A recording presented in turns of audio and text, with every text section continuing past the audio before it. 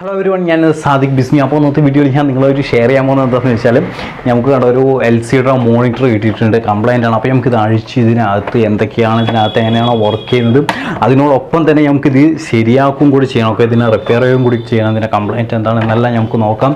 അപ്പോൾ നമുക്ക് സമയം കളയാതെ നമ്മുടെ വീഡിയോയിലോട്ട് കിടക്കാം. ഫ്രണ്ട്സ്, അപ്പോൾ ആദ്യം തന്നെ പറയാൻ പോകുന്നത് വെച്ചാൽ ഇത് ഡെഡാണ്. ഓക്കെ, ഇത് വർക്കിങ്ങേ അല്ല. ഓക്കെ, അപ്പോൾ എന്താണെന്നുള്ളതാണ് ഞങ്ങൾക്ക് നോക്കേണ്ടത്. ഇത് ഞാൻ ആൾറെഡി ഓപ്പൺ ചെയ്തിട്ടുണ്ട്. ഓപ്പൺ ചെയ്യാന്ന് വെച്ചാൽ കുറച്ച് റിസ്ക് ആണ് ഇതിൻ്റെ. ഇതെല്ലാം കാര്യങ്ങൾ എന്താ വെച്ചാൽ ഇതൊരു ലോക്ക് ടൈപ്പാണ്. ഓക്കെ, സ്ക്രൂ അല്ല ഇതിനകത്തുള്ളത്. അപ്പോൾ ഞാൻ എന്തായാലും ഓപ്പൺ ചെയ്തിട്ടുണ്ട്. നമുക്കിത് ജസ്റ്റ് ഒന്ന് ഓപ്പൺ ചെയ്യാം. ഓക്കെ, ഓപ്പൺ ചെയ്താൽ സ്ക്രൂകളൊക്കെ അഴിച്ച് ഇതിൻ്റെ ലോക്കൊക്കെ ഞാൻ വിടുത്തി, സ്ക്രൂ ഇല്ല, ലോക്കെല്ലാം വിടുത്തി വെച്ചിട്ടുണ്ട്. നമുക്കിനി ഇതിന് മെല്ലെ ഇങ്ങനെ എടുത്തു കഴിഞ്ഞാൽ വരും. ഓക്കെ, ഇത്ര മാത്രമേ ഉള്ളൂ. ഇതിനകത്ത് ഇങ്ങനെയായിരിക്കും കാണുക. ഓക്കെ, ഇത് വന്നിട്ട് നമുക്ക് ഇവിടെ ആയിട്ടൊരു ബോർഡ് ഉണ്ട്. അവിടെ നിങ്ങൾക്ക് കാണാൻ കഴിയും. ഇതിന് മെല്ലെ നമുക്ക് തൂക്കുന്നതിന് മുമ്പ് ഇതിലോട്ടുള്ള കണക്ഷനുകൾ വേണ്ടോ. ഇത് വന്നിട്ടൊരു കണക്ഷനാണ് ഫ്രണ്ട് പാനലിലേക്കുള്ളത്, ഊരി വിടുക. അതുപോലെ തന്നെ ഇതിങ്ങനെ എടുത്തു കഴിഞ്ഞാൽ ഇങ്ങനെ വരും, അല്ലേ വരും. ഇതാണ് LCDക്കുള്ള സ്ട്രിപ്പ് കേട്ടോ, LCDക്കുള്ള കണക്ഷൻ, ഡിസ്പ്ലേക്കുള്ള കണക്ഷനാണിത്. ഇത് ഇവിടെ ഗ്ലൂ വെച്ച് ഒട്ടിക്കുന്നതിന് മെല്ലെ ഇങ്ങനെ വലിച്ചു കഴിഞ്ഞാൽ വരണം കേട്ടോ. ഇതിങ്ങനെ ഊരിയെടുക്കുക. അപ്പോൾ ഇത്രയും കഴിഞ്ഞു. അപ്പോൾ ഇത് LCD, അപ്പോൾ ഇത് ഡെഡ് ആയതുകൊണ്ട് തന്നെ ഓക്കെ ഒന്നും വർക്ക് ചെയ്യുന്നില്ല. അപ്പോൾ ഇതിൻ്റെ കംപ്ലൈൻറ്റ് ബോർഡിലാവാനാണ് ഏറ്റവും കൂടുതൽ ചാൻസ്. അതുകൊണ്ട് നമുക്ക് ഈ LCD മാറ്റി വയ്ക്കാം. അതിന് മുമ്പ് LCDനെ കുറിച്ച് ഞാൻ പറഞ്ഞുതരാം. ഇതാണ് LCD. ഓക്കെ, LCDയുടെ സ്ട്രിപ്പ് നമ്മൾ ഈ ഭാഗത്താണ് കണക്ട് ചെയ്യുക. അതിൻ്റെ ഡിസ്പ്ലേ ഓക്കെ, ഈ ഒരു ഇത് നമ്മൾ ഊരി വിട്ടല്ലോ. ഇത് വന്നിട്ട് ഫ്രണ്ട് പാനൽ അവിടുത്തെ സ്വിച്ചിൻ്റെ കണക്ഷനാണ് കാണാൻ കഴിയും, സ്വിച്ചിലോട്ട് പോകുന്നത്. ഇതാണ് LCDയുടെ സർക്യൂട്ട് ബോർഡ്. ഈ ഒരു പോകുന്ന ലൈൻ ഉണ്ടല്ലോ, ഇത് വന്നിട്ട് അത് LCDയുടെ ബാക്ക് ലൈറ്റ് വർക്ക് ചെയ്യാനുള്ള സപ്ലൈ ആണ് ഈ പോകുന്നത്. ഓക്കെ, ഇതിൻ്റെ സർക്യൂട്ട് ബോർഡാണ്. LCDക്ക് വല്ല പ്രോബ്ലം എന്തെങ്കിലുമൊക്കെ ഉണ്ടെങ്കിൽ നമ്മൾ ഈ സർക്യൂട്ട് ബോർഡിലാണ് ചെയ്യുക. ഇപ്പോൾ ഇത് വന്നിട്ട് മൊത്തത്തിൽ വർക്ക് ചെയ്യുന്നില്ല, LCD എന്നല്ല ടോട്ടലി വർക്ക് ചെയ്യുന്നില്ല. അപ്പോൾ അതുകൊണ്ട് തന്നെ നമുക്ക് ഇവിടെ LCDൻ്റെ ആവശ്യമില്ല. നമ്മൾ LCD മാറ്റി വെച്ചിട്ടുണ്ട്. പിന്നെ വരുന്നത് ഇതാണ്. ഓക്കെ, ഇതിനകത്ത് ഇവിടെ 2 സെക്ഷനായിട്ടാണ് വരിക. ഇത് വന്നിട്ട് പവർ സപ്ലൈ സെക്ഷൻ, അതുപോലെ തന്നെ ഇത് വന്നിട്ട് ഇതിൻ്റെ ബോർഡ്, മെയിൻ ബോർഡായിട്ട് വരും. ഓക്കെ, ഇതിനകത്താണ് മറ്റേ പ്രോഗ്രാമിങ്ങും കാര്യങ്ങളെല്ലാം നടക്കുന്നത്. അപ്പോൾ നമുക്ക് ഫസ്റ്റ് നോക്കേണ്ടത് പവർ സപ്ലൈ ആണ്. ഓക്കെ, ഈ സ്ട്രിപ്പ് ഊരിയിട്ടുണ്ട്. പവർ സപ്ലൈ എന്നുള്ള കണക്ഷൻ കണ്ടോ, ഇങ്ങനെ ഇതിനടിയിലായിരിക്കും കൊടുത്തിരിക്കുക. ഞാനിതിപ്പോൾ വലിച്ച് ഊരിയതാണ്. അതുപോലെ തന്നെ ഇതിൻ്റെ സ്ക്രൂകളുണ്ടാവും. സ്ക്രൂകളൊക്കെ ഓൾറെഡി നമ്മൾ ഊരി വെച്ചിട്ടുണ്ട്. ഓക്കെ, നിങ്ങൾക്ക് തുറന്ന് നോക്കാം. നോക്കിക്കഴിഞ്ഞാൽ നിങ്ങൾക്ക് കാണാൻ കഴിയും. ഇതാണ് പവർ സപ്ലൈ. ഇതാണ് ഏത് ഇലക്ട്രോണിക്സ് ഉപകരണം എടുത്താലും ഇങ്ങനൊരു സെക്ഷൻ ഉണ്ടാവും പവർ സപ്ലൈ. ചിലപ്പോൾ ഇതിനകത്ത് 2 സെക്ഷനായിട്ടായിരിക്കും കൂടുതൽ. എന്തായാലും ഈ ഒരു സെക്ഷൻ മെയിനാണ്. ഏത് ഇലക്ട്രോണിക്സ് എടുത്താലും ഇങ്ങനൊരു സെക്ഷൻ സെപ്പറേറ്റ് ആയിട്ട് തന്നെ ഉണ്ടാവും. ഓക്കെ, ചിലപ്പോൾ അത് മെയിൻ ബോർഡിൻ്റെ കൂടെ തന്നെ വരാം, അല്ലെങ്കിൽ കൂടുതലും സെപ്പറേറ്റ് ആയിട്ട് വരാം. കൂടുതൽ LCDകളിൽ LCD LED TVകളിലൊക്കെ സെപ്പറേറ്റ്, ഓരോ നല്ല LCD LED TV ഒക്കെയാണ് സെപ്പറേറ്റ് പവർ സപ്ലൈ തന്നെ ഉണ്ടാവും. ഓക്കെ, ഇതാണ് AC-നെ DC ആക്കി കൺവേർട്ട് ചെയ്ത് ഇതിന് ആവശ്യമായ വോൾട്ടേജുകൾ 12 വോൾട്ട്, 5 വോൾട്ട്, 24 വോൾട്ട് ഇതിന് ആവശ്യമായ വോൾട്ടേജുകൾ ഇതിലേക്കാണ് കൊടുക്കുക. ഓക്കെ, അപ്പോൾ നമുക്കിത് നോക്കാം. നോക്കിക്കഴിഞ്ഞാൽ നിങ്ങൾക്ക് ഇപ്പോൾ അഴിച്ച ഉടൻ തന്നെ നമുക്ക് കാണാൻ കഴിയും കേട്ടോ. ഇവിടെ IC വന്നിട്ട് കത്തിയിട്ടുണ്ട്. IC നമുക്കിതിപ്പോൾ മാറ്റി വയ്ക്കാം കേട്ടോ. അപ്പോൾ ഇതിൻ്റെ പ്രോബ്ലം പവർ സപ്ലൈ തന്നെയാണ് കണ്ടോ. ഇവിടെ IC കരിഞ്ഞിട്ടുണ്ട്, നിങ്ങൾക്ക് കാണാൻ കഴിയണം. കണ്ടെ കയ്യിൽ കരിയായത്, അതായത് പൊട്ടി പോയിരിക്കുകയാണ്, കത്തി ഓവർ വോൾട്ടേജ് കൊണ്ട്. അപ്പോൾ നമ്മൾ പെട്ടെന്ന് IC മാറ്റാൻ പോകുന്നതിന് മുമ്പ് നമ്മൾ ഇത് എന്തുകൊണ്ടാണ് കത്തിയിരിക്കുന്നത് എന്നും കൂടെ നോക്കണം. ഓക്കെ, നമുക്ക് സർക്യൂട്ടൊക്കെ ഒന്ന് നോക്കാം. ഓക്കെ, നമുക്ക് ഇവിടെ തന്നെ കാണാൻ കഴിയും. നിങ്ങൾക്ക് അവിടെ ഒരു ഫിൽറ്റർ വരുന്നുണ്ട്. ഈ ഫിൽറ്റർ കണ്ടിട്ട് ബൾജായിട്ടുണ്ട്. നിങ്ങൾക്ക് കാണാൻ കഴിയുന്നുണ്ടോ എന്നറിയില്ല.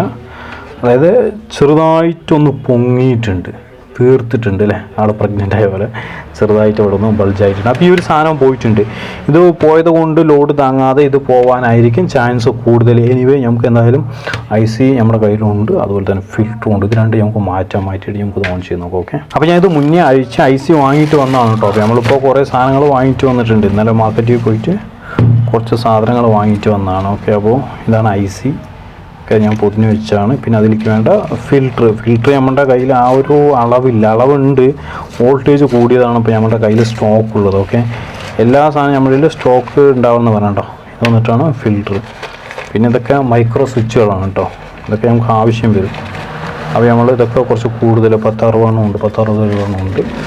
കോമൺ ആയിട്ട് വരുന്ന സാധനങ്ങളൊക്കെ കുറച്ച് കൂടുതൽ കൂമ്പ് ഏതെങ്കിലും സാധനങ്ങൾ നമുക്ക് അത്യാവശ്യമുള്ളതൊക്കെ കുറച്ച് വാങ്ങി നമ്മൾ ഇവിടെ ശേഖരിച്ച് വയ്ക്കും. ഇത് വന്നിട്ട് എമർജൻസിയുടെ ബാറ്ററിയാണ്. ഓക്കെ, നമ്മളെന്തായാലും ഒരു വീഡിയോ ചെയ്യുന്നുണ്ട് എമർജൻസിനെ കുറിച്ചിട്ട്.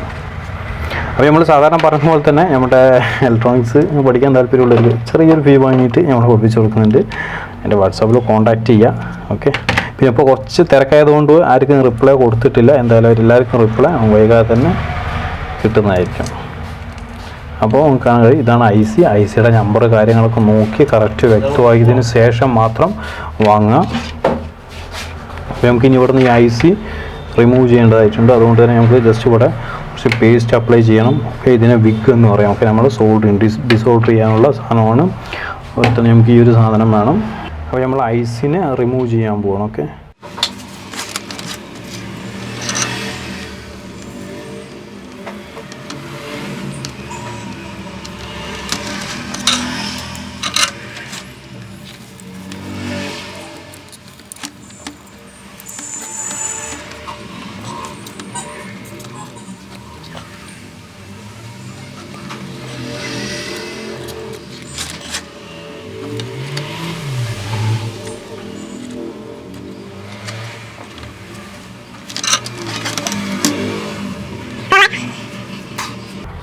അപ്പോൾ നമ്മൾ ഐ സി റിമൂവ് ചെയ്ത് എടുത്തിട്ടുണ്ട്. ഓക്കെ, ഇനിയിപ്പോൾ നമുക്ക് ഇവിടെ ഒന്ന് ജസ്റ്റ് ക്ലീൻ ചെയ്യേണ്ട ആവശ്യമൊക്കെ ഉണ്ട്. അതുപോലെ തന്നെ ഇതിൻ്റെ കാലൊക്കെ പൊട്ടി നിൽക്കുന്നുണ്ട്, കത്തിയതാണല്ലോ.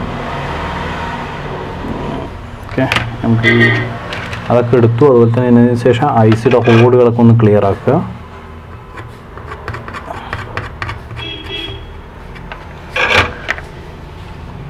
നമ്മളിപ്പോൾ വാങ്ങിയിട്ട് വന്ന പുതിയ ഐ സി ഇതിലോട്ട് ഇടാൻ പോകണം. അപ്പോൾ നമ്മളിപ്പോൾ വാങ്ങിയിട്ട് വന്ന പുതിയ ഐ സി ഇതിലോട്ട് ഇടാൻ പോവുകയാണ്. കാണാൻ കഴിയും. ഇപ്പോൾ പുതിയ ഐ സി ലെഗുകളൊക്കെ കറക്റ്റാക്കിയതിന് ശേഷം ഇതിൻ്റെ ഉള്ളിലോട്ട്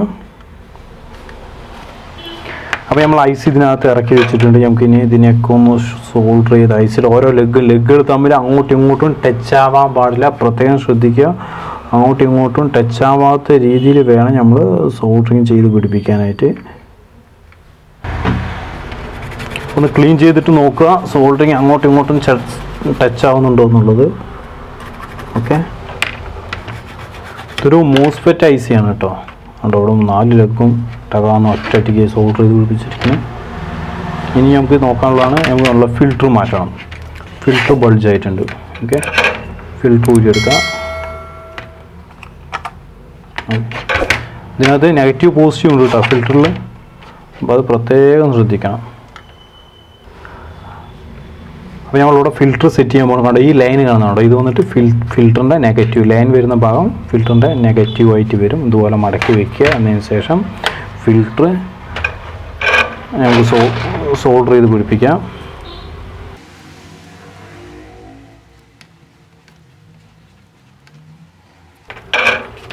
അതിനുശേഷം ഈ ബാക്കി വരുന്ന ലെഗ് ഒന്ന് കട്ട് ചെയ്ത് കളയാം.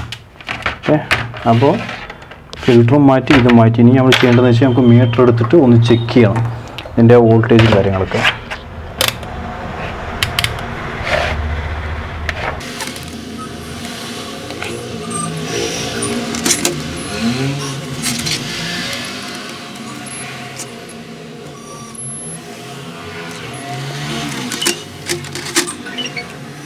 ഫ്രണ്ട്സ്, അപ്പോൾ നമ്മൾ ഐ സി ഒക്കെ മാറ്റി കഴിഞ്ഞു. ഓക്കെ, ഇനി നമ്മൾ പവർ കൊടുക്കാൻ പോകണം. നിങ്ങൾ കാണാൻ കഴിയും ഇത് നമ്മുടെ സീരിയൽ ബോക്സാണ്. ഇത് ചുമരിനകത്ത് ഫിറ്റ് ചെയ്തതുകൊണ്ട് സീരിയൽ നമുക്ക് കാണിച്ചു തരാൻ സാധിക്കില്ല.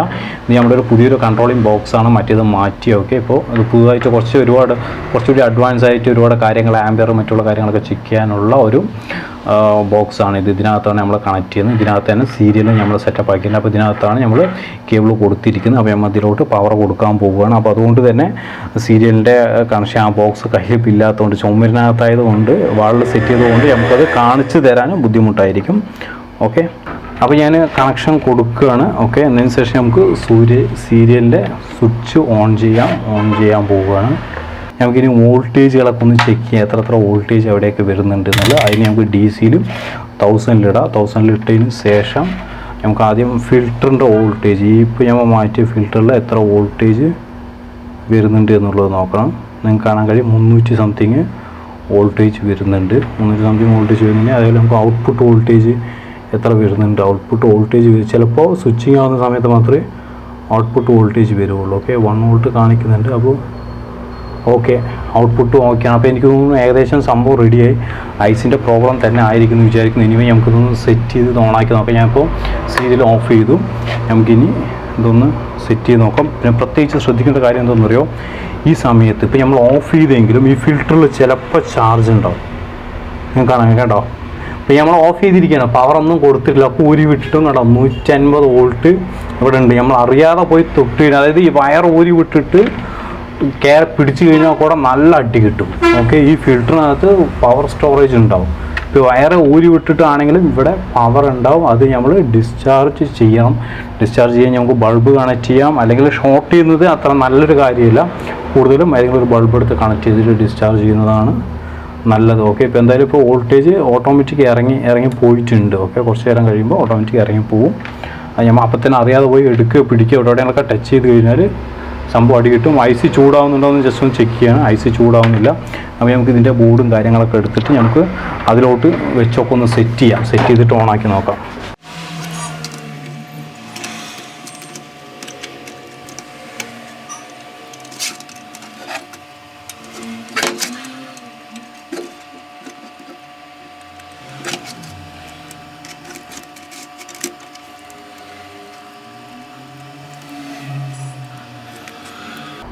നമുക്കിനി ഒരു കാര്യം ചെയ്യാം, ഇതിലോട്ട് പവർ കൊടുക്കാൻ പോവുകയാണ് ഞാൻ. എന്താണെന്ന് അറിയില്ല.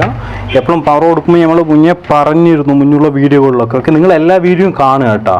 എന്താണെന്ന് ചോദിച്ചാൽ ചിലപ്പോൾ നിങ്ങൾ വിചാരിക്കും ഈ വീഡിയോ നിങ്ങൾക്ക് ഉപകാരമില്ലാത്ത വീഡിയോ ആണല്ലോ എന്ന് പറഞ്ഞിട്ട് നോക്കരുത്. പല വീഡിയോകളിൽ ഞങ്ങൾ പല കാര്യങ്ങളും ഇതിനെക്കുറിച്ചുള്ള ടെക്നിക്കൽ നോളേജുകൾ പറഞ്ഞു തരുന്നതാണ്. അപ്പോൾ പഴയ വീഡിയോയിൽ നമ്മൾ സീരിയലിനെ കുറിച്ചൊക്കെ പറഞ്ഞിരുന്നു. ഓക്കെ, അപ്പോൾ ഞങ്ങൾ സീരിയലിൽ തന്നെയാണ് ഓൺ ചെയ്യാൻ പോകുന്നത് കേട്ടോ. സീരിയൽ കണക്ഷൻ ഓൺ ചെയ്തു, നിങ്ങൾക്ക് കാണാൻ കഴിയും കേട്ടോ. ഐസർ സംഭവം റെഡി അച്ഛന്മാരൊക്കെ കരക്കി. അപ്പോൾ നമുക്കിനി ഒരു കാര്യം ചെയ്യാം, നമുക്കിതിനെ ക്യാബിൻ ചെയ്യാം. കണ്ടോ അവിടെ കണക്ഷൻ എഴുതി കാണിക്കുന്നുണ്ട്. നമുക്കിതിൻ്റെ സ്ക്രൂവും കാര്യങ്ങളൊക്കെ കൊടുക്കാം.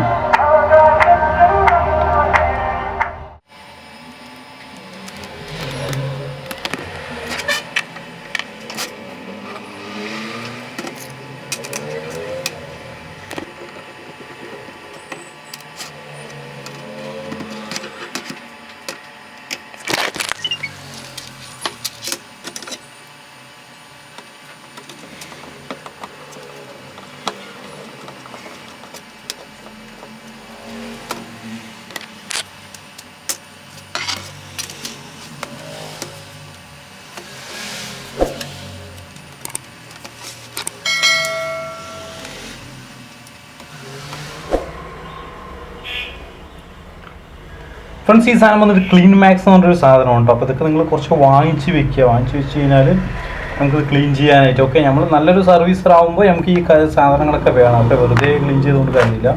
നമുക്ക് LCDs ക്ലീൻ ചെയ്യാനും പോളിഷ് ചെയ്യാനൊക്കെ നമുക്ക് ഈ ഒരു സാധനം ക്ലീൻ മാക്സ് എന്ന് പറയുന്ന ഈ ഒരു സാധനം നമുക്ക് ഉപയോഗിക്കാം.